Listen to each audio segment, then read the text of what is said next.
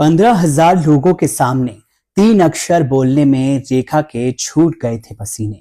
अमिताभ बच्चन के लिए नहीं निकले थे ये शब्द। एवरग्रीन एक्ट्रेस रेखा और अमिताभ बच्चन के अफेयर के किस्से आज भी बॉलीवुड के गलियारों में गूंजते हैं। एक्ट्रेस कई दफा बिग बी का नाम लिए बिना ही अपने दिल की बात कह जाती हैं। हालांकि दिग्गज अभिनेत्री ने अपने एक पुराने इंटरव्यू में बताया था कि जब वो अपनी फिल्म की शूटिंग कर रही थी तो वो बिग बी के सामने 3 शब्द कहने में हिचकिचा रही थी। एक समय पर रेखा और अमिताभ बच्चन का सिक्का बोलता था। दोनों की ऑन स्क्रीन केमिस्ट्री फैंस को काफी पसंद आती थी। बिग बी और हिंदी सिनेमा की एवरग्रीन एक्ट्रेस ने एक साथ कई फिल्मों में काम किया।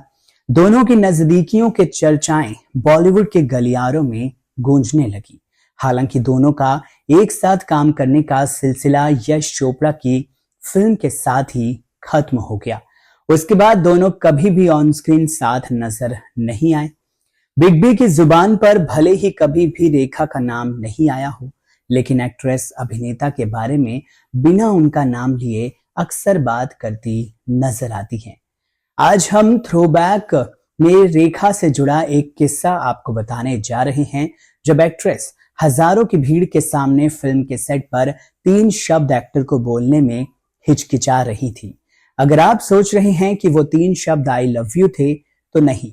क्या थे वो 3 शब्द? चलिए आपको इस किस्से में बताते हैं। ये किस्सा रेखा और अमिताभ बच्चन की आखिरी फिल्म सिलसिला का है, जिसका निर्देशन यश चोपड़ा ने किया था और मूवी ने साल 1981 में सिनेमा घरों में दस्तक दी थी। इस फिल्म में इन दोनों के अलावा जया बच्चन ने भी मुख्य भूमिका निभाई थी। फिल्म उस समय तो नहीं चली, लेकिन आज भी सिलसिला की चर्चा जरूर होती है। इस फिल्म में रेखा का एक ऐसा डायलॉग था जिसके लिए न जाने उन्होंने कितने रीटेक ले लिए थे। बॉलीवुड लाइव की एक खबर के मुताबिक रेखा ने अपने एक पुराने इंटरव्यू में बताया था कि वो अमिताभ बच्चन को आई हेट यू कहने पर संघर्ष कर रही थी। उन्हें रोते हुए ये डायलॉग करीब 15,000 लोगों के सामने बोलना था। एक्ट्रेस ने कहा, वो बहुत ही इंटेंस सीन था जहां सुबह 5 बजे सेट पर 15,000 लोग थे। मेरी कुछ लाइनें थी जिसके साथ मुझे रोना भी था। मैंने यश जी से उस लाइन के लिए समय मांगा, लेकिन उन्होंने साफ मना कर दिया।